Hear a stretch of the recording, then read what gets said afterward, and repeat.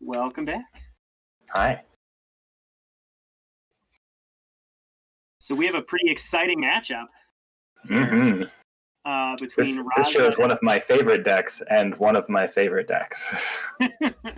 So I don't actually know entirely what Raja is playing. I've looked at it, and I still don't know entirely what he's playing. So it's basically the middle school taking turns deck, right? Okay.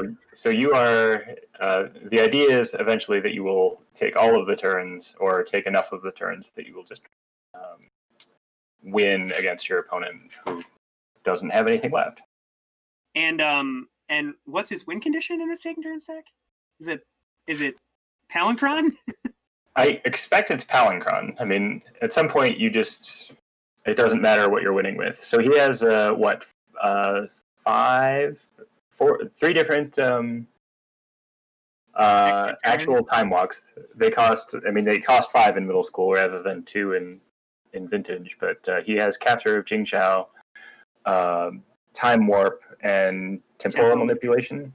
Oh, and Exhaustion is kind of a time walk. And Exhaustion is kind of a time walk. Prevents your opponent from doing much of anything. He can... other than that, I think it's pretty much Palancron. Yeah, and some Mishra's Factories. And then he has some draw spells and some counter spells. Right. And yeah, I'm excited to see how it goes. Taking turns is always one of those things that either it works really well or it doesn't work at all. And I'm hoping either way we'll see. Right. Be pretty exciting. And then, as you were saying, Christian is playing one of your favorite decks. Oh, yes. He is playing Stompy. I'm not sure exactly how many lands he has in this, but it is a mono-green Stompy list. He probably has, 10, 8, 9, 10 lands? Somewhere in that range. Like anywhere from 8 to 12, I think, is reasonable. Yeah. But he's got some Rankers, Wild Dogs, Pouncing Jaguars, 2 drops for 1. Interestingly, he's got Might of Oaks, which I think is pretty exciting in a list like this. I think he's got Druid Lyrist and Elvish Lyrist as his control cards. Yep, a Curse Scroll. Yeah, so he's kind of planning eventually to just beat Face. Yeah. He also has one of my favorite cards split between his main and sideboard, which is Hidden Gibbons. Such a dope card. Yeah. And yeah, this is a cool list. I definitely have memories either from middle school or the beginning of high school of losing to someone playing a green deck with Might of Oaks and being unpleased by their Might of Oaks. So I'm excited to relive some of those memories. Definitely playing on sort of different axes here, but we'll see how it goes. Yeah, it's interesting because I feel like these are probably doing very similar types of things in that they're both going to try and win before their opponent can interact. And but one of them is doing it very much through ground combat, and the other one is doing it very much through I'm going to take a bunch of turns. Yeah, and they're off to the races here with a Wild Dog on turn 1 from Christian. Yep. And I believe we have a reader, as the kids say. Raja's making sure he knows what it does. So for those out there that don't know, it's very similar if you're familiar with the card Gazban Ogre. Gazban Ogre. But basically, during your upkeep, if somebody has more life than any other player, they gain control of Wild Dogs. Right. And then otherwise, it's a 2-power creature for 1 mana. The difference between this and Gazban Ogre, because I believe you can play Gazban Ogre as in 4th, right? You can. Yep. It's not in 4th; it's in Chronicles. Sure. Sorry. Yeah, no, you're right. Actually, it's in like 5th and stuff too. It got reprinted after that because it has new art.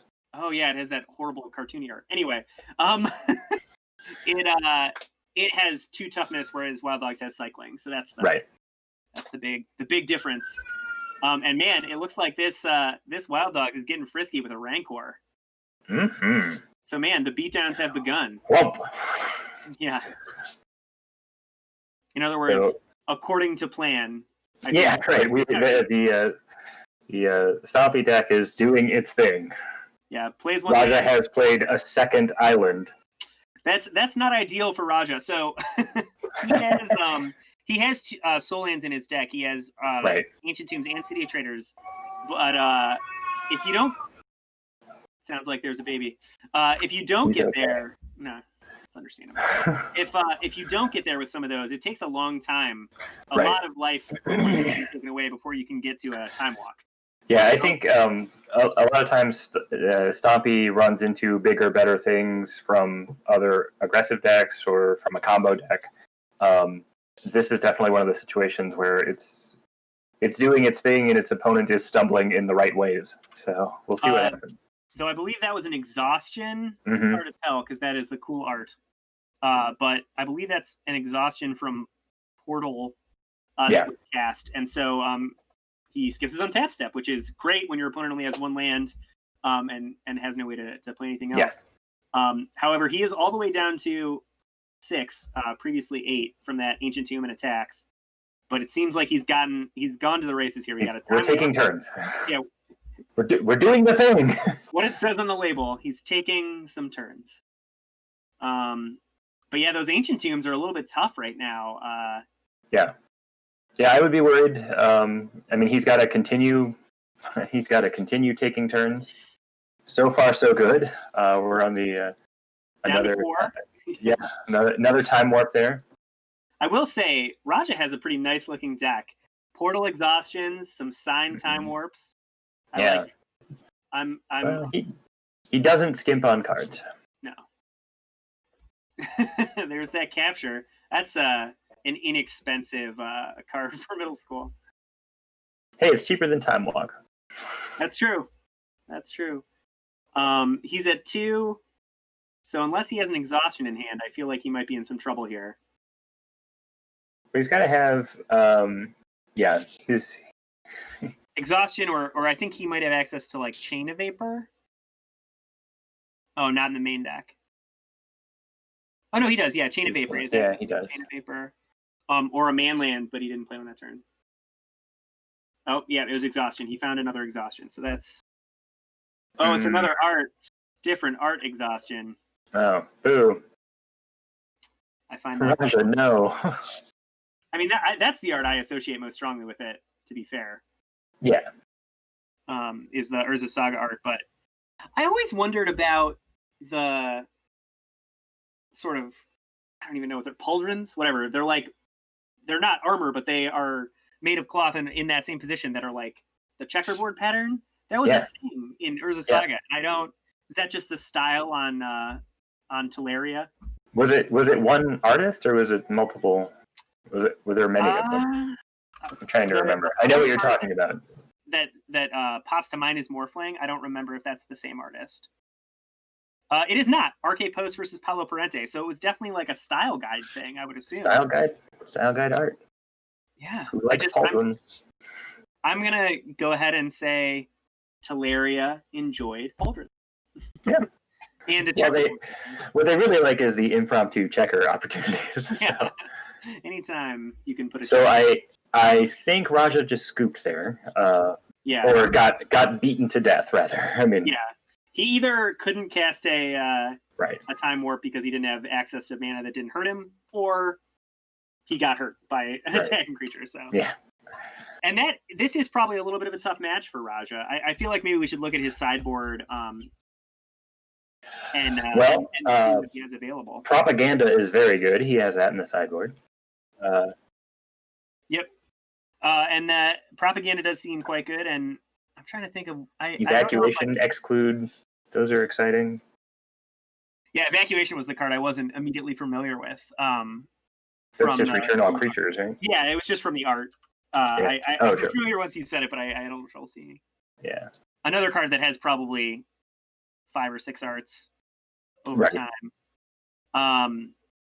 Yeah, I think those both seem pretty good. I think he probably can go down a little bit on some of the counters that cost mana because, well, he probably is not going to have very many opportunities to cast those before they're in play.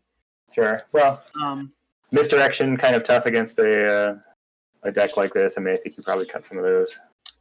Yeah, I mean, if you get your Palanquin Grind going, you can always misdirection the Rancor on your Palanquin. Yeah, put Rancors on your own Palanquin. Right. That seems like it comes up a lot. Yeah, I think, did he probably bring in Excludes here? Oh man, there's another spicy card in that sideboard that I don't know if you saw yet. Dream Tides. Dream Tides? Is that the green? Is that anti-green? So it's creatures do not untap during their controller's untap step. Each non-green creature's controller can pay an additional 2 during his or her upkeep to untap that creature. So green creatures don't untap. It is an extra green hoser, right? Yeah, that's a funny. I don't know that I've ever seen that card before. God, I love middle school. Here it is. Yeah, so I expect he'll bring in most of those, and probably have to bring in Chain of Vapor, right? Just to have some early defense. I mean, Chain of Vapor is pretty good against anytime your opponent is trying to buff up their creatures. So if they're putting enchantments on it, or playing Giant Growth or whatever, that buys you multiple turns and probably answers multiple cards. Yeah, well, especially if they're in a position where they're having to pay for propaganda, right? And then you chain it's just it's a tough beat. So I think the Chain of Vapor probably comes in. I don't know what on earth besides Misdirection and Power Sink you cut. Oh, Arcane Denial maybe. Just the counter spells that are not Force of Will. Do you cut? Yeah, I guess that makes sense. I was just gonna say Power Sink and Arcane Denial both counter whatever he plays and aren't super expensive. I mean, I guess Arcane Denial is the problem with Arcane Denial is that it gives your opponent a card back. Yeah, I guess it's probably okay for this game when he's on the play. In game 3, if one happens, by that point, I mean, we saw in the previous game he had a Wild Dogs with 2 Rancors on it or something. Before you even have those up, it seems tough. Right. Yeah, that makes sense. I'm just looking for cards to cut. I don't think you cut Time Warps. If you did, no. I mean, I think you're playing all of those. That's the name of the game, right? So, yeah. Yeah, it looks like they're going through mulligans. I'm going to take a quick look while we're going back to the main screens just to see what Big C has available, just in case there's something fun besides the additional hidden gibbons. Looking at it, I can't see that he would necessarily want anything. Maybe Cursed Scroll as. I mean, hidden gibbons beats down pretty hard. Oh, it does. Yes. But yeah, I think you're probably right. I don't know that you go much beyond that. If you expect that your opponent is playing propaganda, maybe bring in that curse roll just as a way to close out the game. But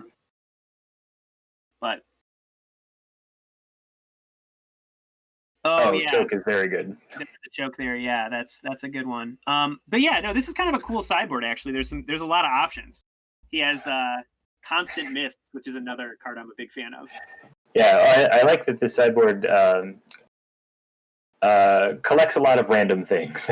It's not necessarily like a usual, what I would expect for a usual Stompy sideboard, which is 4 different cards total. So now that they're in, I just saw an Elvish Lyris come into play, which honestly is probably about the worst turn 1 threat for Big C.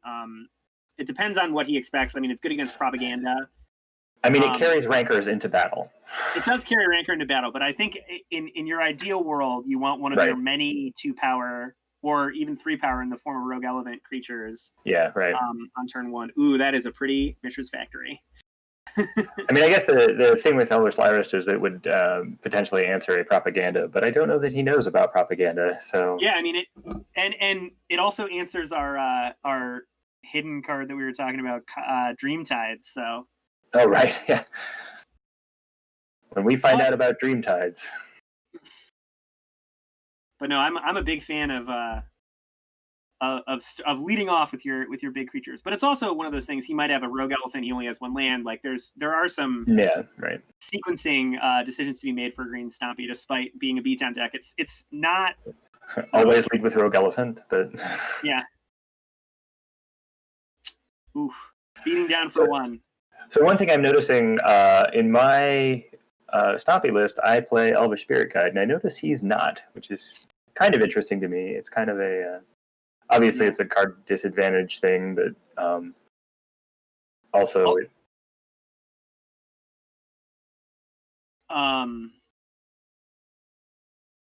yeah. The other question I had about his list, looking at it, this is just a little bit different than some of the ones I've seen, is no land grant. Right. But yeah, some of the mana acceleration, the mana fixing even isn't really there. Yeah. Oh man, here's that Rogue Elephant. So he actually probably waited on it. He attacked in with his Lyrist. Oh, and he played the Gates Cradle. Whew. Stompy is stompying right now. But yeah, he waited on the thing. Rogue Elephant to be able to wild growth his Elvish Lyrist on the previous turn, or Druid Lyrist, same difference. To kill the Mishra's Factory, and now he gets to follow up with his Rogue Elephant plus. Ooh, That's Rancor. Right. Build your own. That's a 2-mana Juggernaut. It is a 2-mana Juggernaut. Juggernaut, let's go.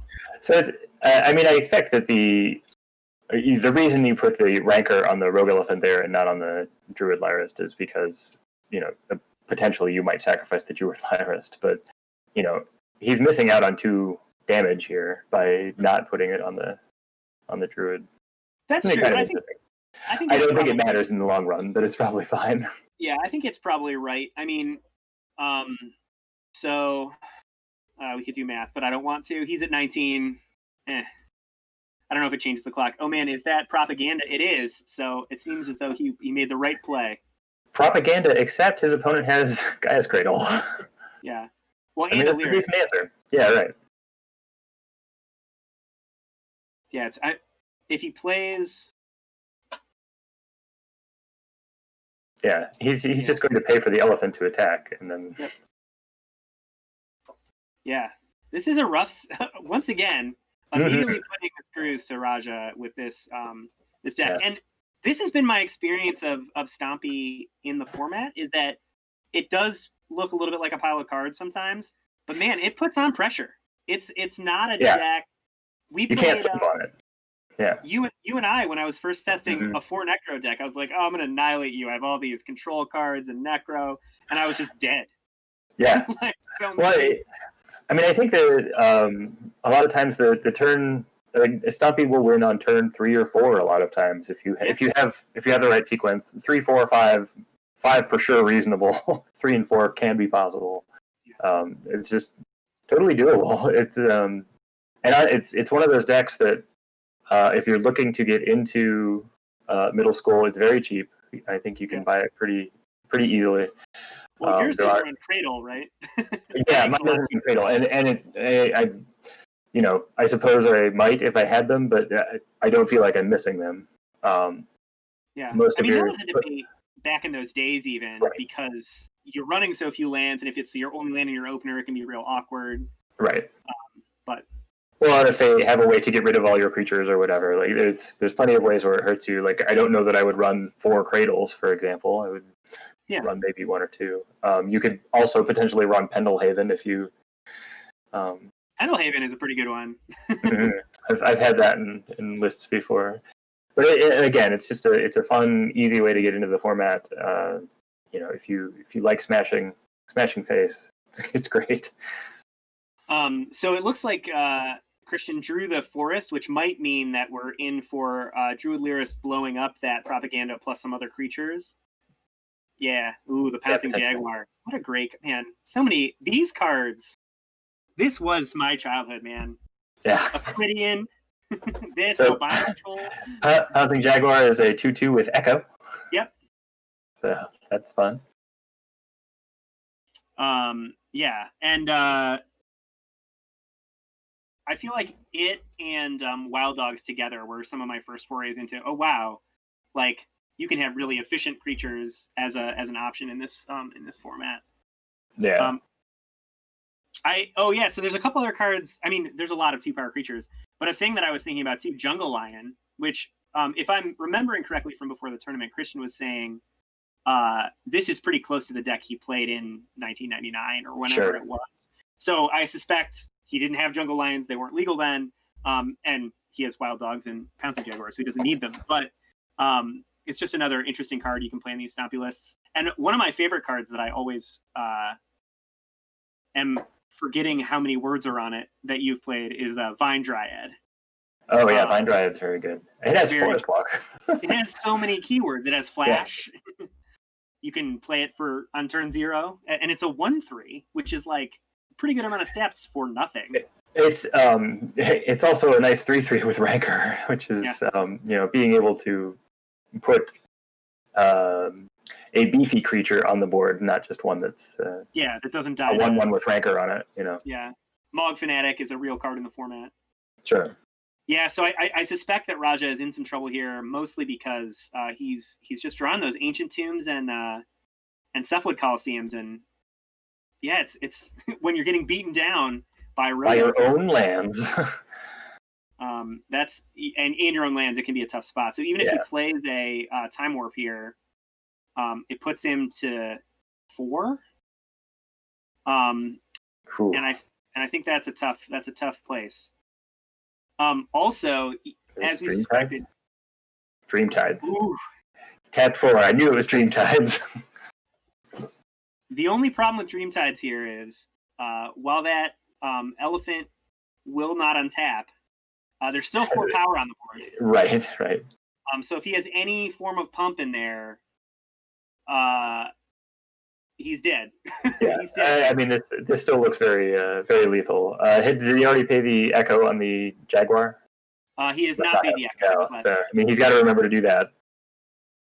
Well, and he's at 5, so he didn't have to tap the Cephalid Colosseum, so he will live through 1 attack if there's no pumps. Right. And then, not be able to tap any of his creatures. Oh, he's not paying the Echo. Oh, man, I smell Might of Oaks. It's happening! Yeah, it's interesting that, you think Stompy is a very sort of mindless deck, but there's actually a bunch of different ways you can build it. There's a bunch of different synergies and cards you can include in it. I know we've talked about it before in the chat where we talked about Naf's Asp and Winter Orb, which I think is an adorable combination of cards. Yeah, that's the hidden 2-1. The one that you don't realize is a 2-1. Yeah, right. No, it's a great deck, and it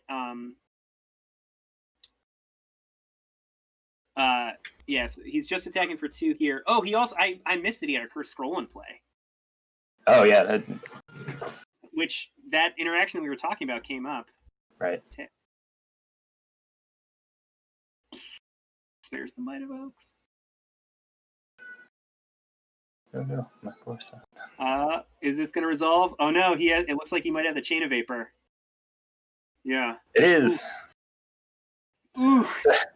So interesting. He can bounce the Chain of Vapor back. Oh, on the Dreamtides. On the Dreamtides. I wonder if he knows that. It looks like he does not know that. I mean, he may just have not worried about it either, because his lands are precious and he can use them to. I mean, obviously Raja could just play it again if he. Well, it's tough for Raja to play it again. That's 2 more damage, right? So that it goes back and forth. I suspect that he's not worried about it because he has enough damage in between First Scroll, this Rogue Elephant, the Riverbow in his hand. That's that's enough to kill him. Yeah, you should have enough. And he's low enough on life, Raja, that the Ancient Tomb and the Cephalid Colosseum, if either of them tap, the Rogue Elephant is lethal. So this is a tough spot for Raja. Man, I've been impressed. I was surprised by some of the choices in Christian's list, but it is, man, beatdown's going to beat down. It's still aggressive, and that's all that matters. Like, you can play whatever you want as long as they have like big numbers and attack. I've had that problem, honestly, when I've tried to build some of the other aggro decks where I've been like paralyzed because there's so many choices. And maybe that's part of the answer is just, pick some. It doesn't matter. I mean, like, obviously there are going to be optimal choices, but like, if you don't have those optimal choices, or you don't want to take the time to analyze all of them, you're fine. Yeah. Just attack for 2, you're going to be okay. I think Raja is convincing himself that he's dead. He cast a capture, or he put a capture down on the field, and then played a land and said but then, and I think he was just realizing that there's no way for him to have enough life. To get there. So. Right. Yeah, it's kind of a shame. I was really excited about Raja's deck, and I think the idea of taking all the turns is fun. Yeah. And I mean, he won round 1. So I think that there are probably some good matchups. I'd imagine some of the slower control decks he can probably get there, because or even against things like Oath. I mean, he doesn't have any creatures except for the Palinchron. Right. I mean, he has some structural advantages there, but against these kind of really aggressive aggro decks, it can be tough. Yeah. He played Owling Mine and Anvil of Bogarden. That's good for his opponent. Yes. I think you just said, have fun or whatever. Yeah, right. No, I was having a conversation about this idea of a taking turns, like Owling Mine kind of a deck earlier this week with Angelo, who's also playing in the event. But we were kind of running into problems for more draw spells because there's really just Howling Mine. There's not whatever that kind of fat spirit guy from Kamigawa was. Even though you have Black Vice, which is a good one, and Viceling is another option for dealing damage. Right. So that maybe is why he decided to go more in the taking turns direction than the Owling Mine style. But yeah, it's cool to see any of these kind of decks. I'm excited by them. Well, there's a bunch of cards in middle school, and you have a bunch of options as far as what you want to play, what you want to build. Like that's one of the things. We're seeing two very polar opposites of what can happen in the format. Yeah. One, and also I'm just excited to see somebody take advantage of the fact that there are 12 time warps. It's the first time that I've seen somebody play capture or temporal manipulation. So yeah, right. So would you like to bring one of these guys in to chat a little bit? Sure. Maybe Christian, you guys can discuss the finer nuances of your builds, or we can talk to Raja about some of the exciting things in his time warp deck. I'm open to either. I either one. We could get both of them in here and talk about what they expected if you want. But let's talk to one of them. That's not a bad idea.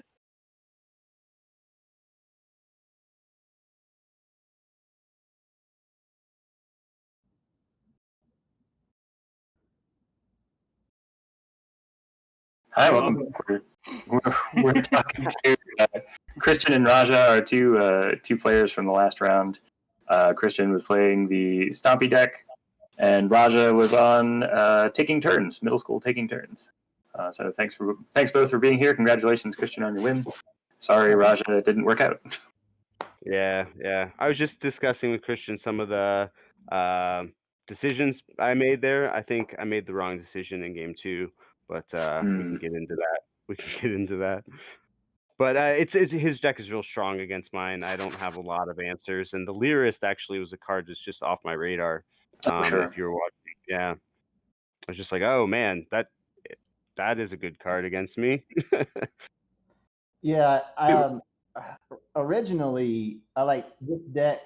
I owned everything, but I actually had one Lyrist.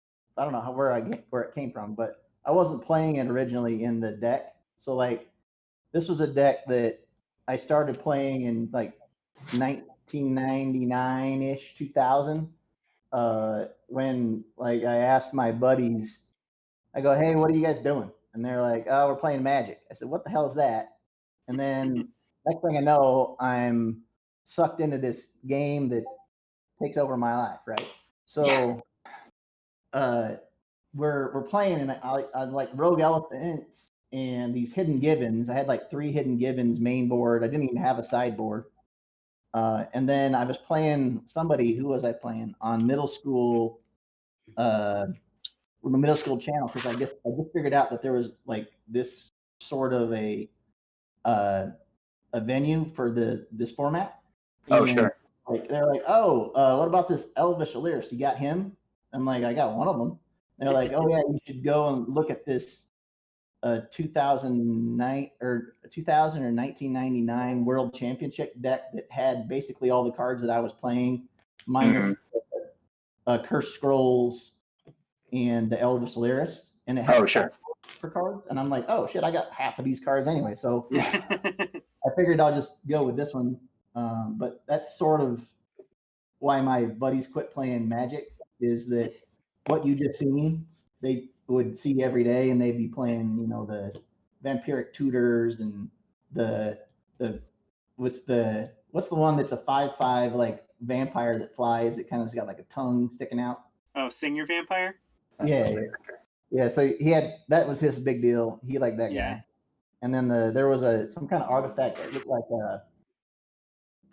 it was like kind of a whippy, those things that you used to buy where they're made out of like silly putty, and you flick them over and you grab stuff off the wall. Yeah. I remember the toy. I don't remember the card. I don't remember the card. I'm Yeah, so the intrigued. card has got a picture of that thing, and you tap it, and it destroys like all the artifacts, lands, and creatures or something. Oh, Never Now's disc. That's the one. Yeah, that guy. I was like, Got what there. the hell is this thing? Yeah, it does look like one of those grabbers. That's funny. Yeah. So yeah, no, I feel like that's the ideal story of why like middle school exists, because that's very similar to what I started playing Magic. The difference is I've like kept playing a little bit like continuously since then, but like my strongest memories of Magic and of playing like the most fun is exactly that kind of thing and exactly these cards. I was really excited seeing Wild Dogs and Pouncing Jaguar because I like remember all those echo efficient creatures and being super pumped. We were wondering about a couple card choices for you if you're willing, but it might just be that they were the cards you had then. So if that's the case, that's fine. Yeah. Go ahead. Yeah. What do you got? So Might of Oaks is a thing that I don't always see in these decks just because it can be a little bit expensive for the like small number of lands Stompy deck. Has that one been good for you? I mean, we saw it in this game. It got Chain of Vapor, but the I don't know if it's right, but I would play 4 of those against my buddies, and like they had like unless they had a counterspell, it was like they were done because I only had one guy's Cradle at the time, so I normally got like 3 or 4 guys, and so I can turn 3 or turn 4 kill with the thing. It's probably wrong. But that's what my deck was. So no, I mean it was very effective. It's not wrong if your opponent's dead. Yeah, it was very effective. The other thing that we used to do is we used to play like it wasn't 1-on-1. It was like 3 people against. So I had to have enough power to kill somebody and then still have something to do against the next guy. So it was like beat on the guy that can't block you, kill him, and then try to, attrition out the other guy. Sure. Maybe that's what it's built for. Maybe play against 2 people. I don't know. But that's kind of what I was doing. So originally I had 4 of the Might of Oaks, and I was like, well, that's probably too many. And then I put in 1 Cursed Scroll because I didn't know what a Cursed Scroll was till I looked at that 2000 or 1999 World Championship deck. I'm like, oh, well, that's a really good card because once I top deck, it's always 2 damage. Right. Hopefully they're down low enough so that 2 damage in that next couple turns will be enough to do it. Mm-hmm. But I don't know. Can you guys talk about my sideboard a little bit? Because I'm not sure what the hell's going on with that.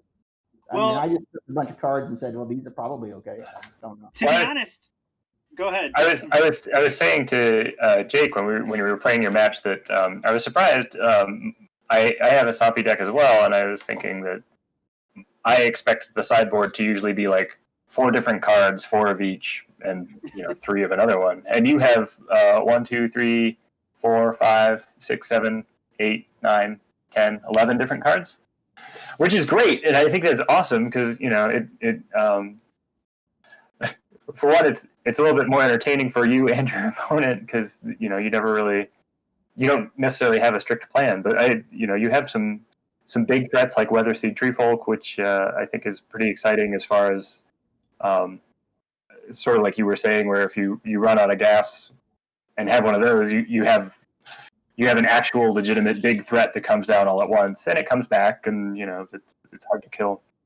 But I was surprised that you like most of my difficulties with Stompy usually come against like aggressive combo decks or aggressive, sort of more aggressive, more consistent creature decks like goblins or something like that.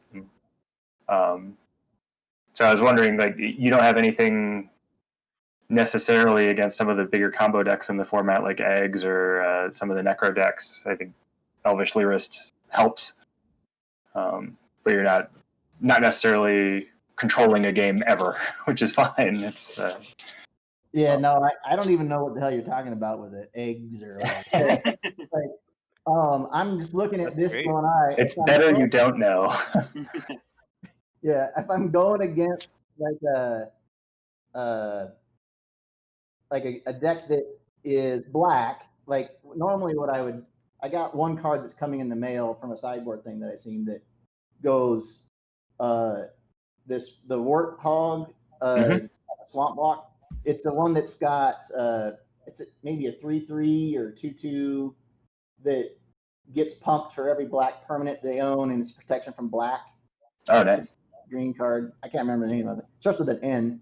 But I was going to replace it with this one, but I'm not sure even like what I need in a sideboard for anything because I don't really know what anybody's doing. Like, yep. Yeah. No, Well, it's really hard to tell what's going on in middle school. So like having a bunch of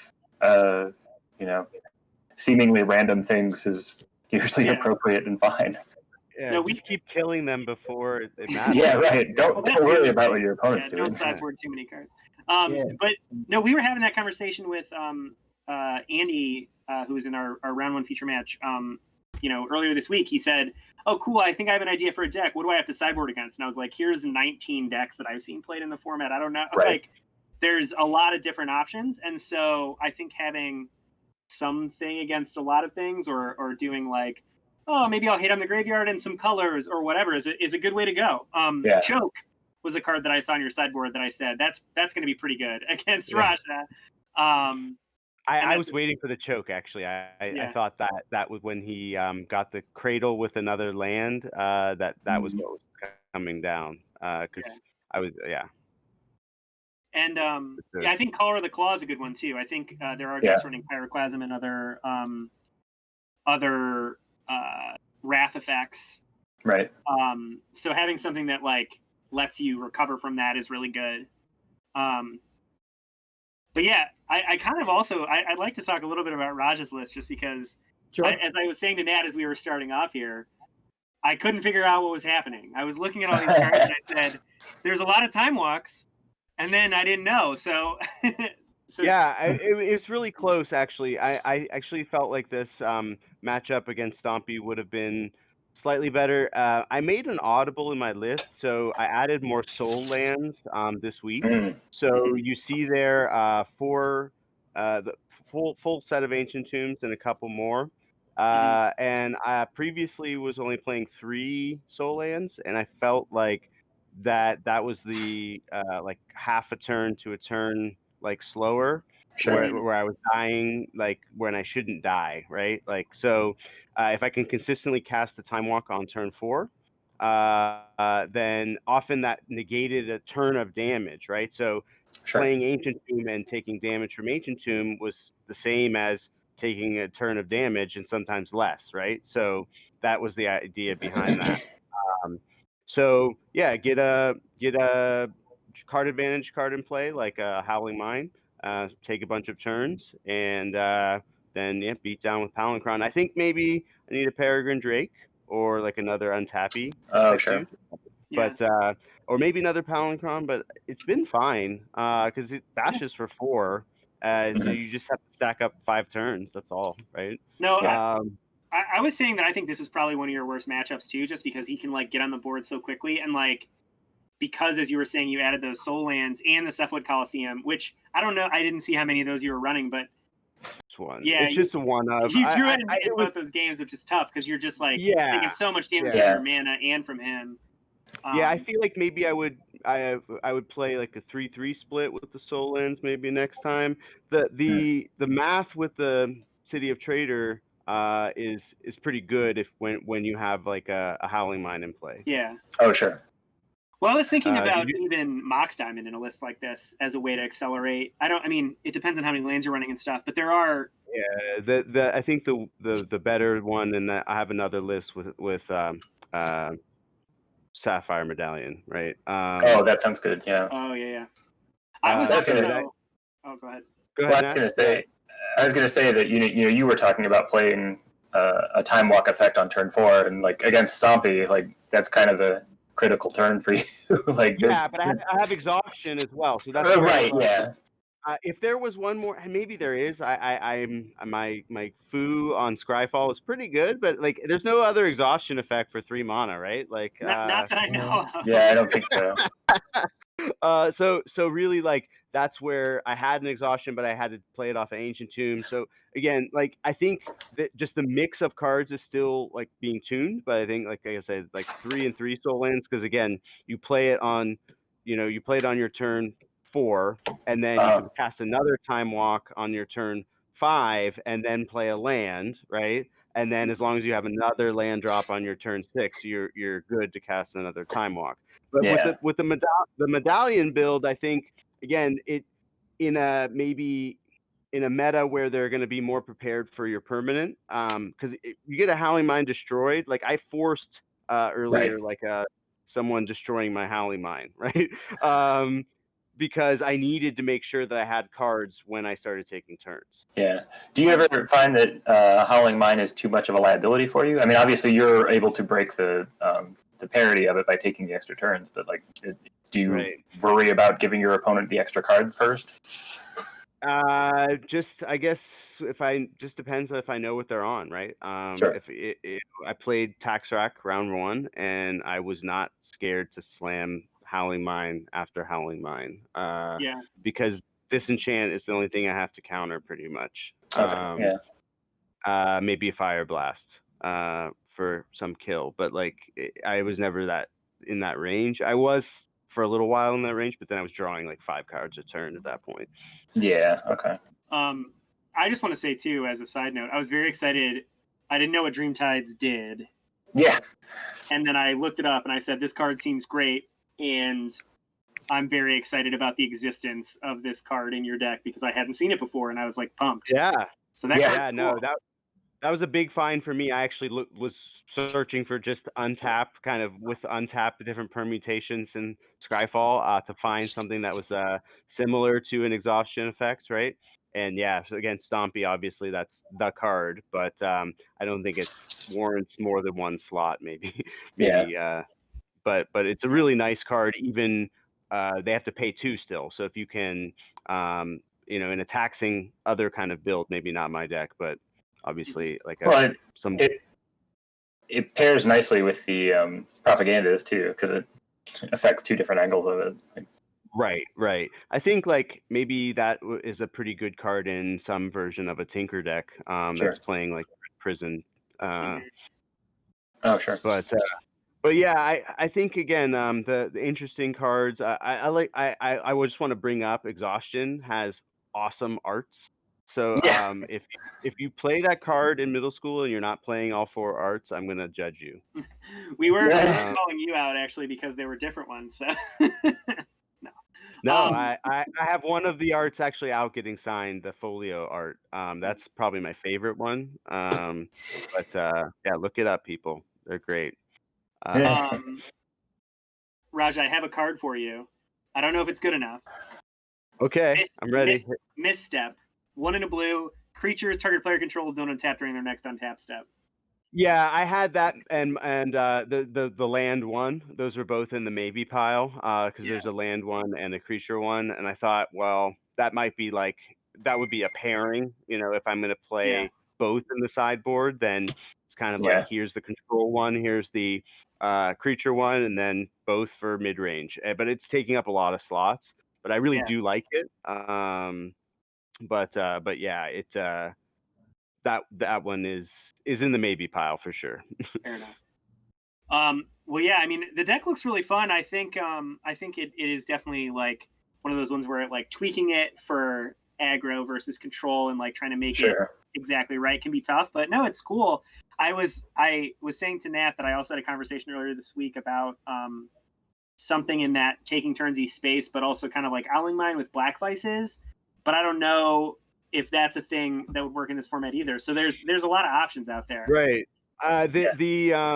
The other card I have really been looking at and trying to figure out, and I didn't want to audible just this week, but Mystical Tutor is legal, and it seems like it would fit properly in this deck, but it just for making sure you have that exhaustion when you have the 3 mana, right? And then making sure you have a Time Walk when you have 5 mana. So I think maybe a build with a full Mystical Tutor build might be good. Again, depending meta, because it's card disadvantage, right? But that's nice when you have when you have Howling Mine out too, because you can use it as a you're not you're only losing one card out of your 2 rather than Right. losing your entire cost. But it guarantees you Right. have action. Right. And especially if you need to shuffle with the time spiral, that's another one. But when you're in that position, normally you're not worried about drawing the time spiral. Sure. Yeah. Well, I know we got to go in a minute. Are we? Yeah, I think rolling? we're just about there. Yeah, we're waiting on one round, but this was a fun match. Like I said, it's sort of two decks on far ends of the middle school spectrum.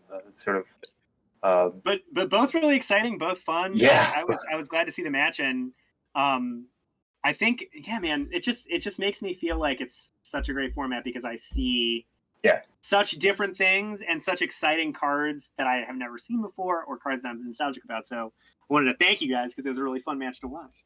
Yeah, Christian, thanks, man. Good games. I hope you keep winning, dude. That's a cool deck.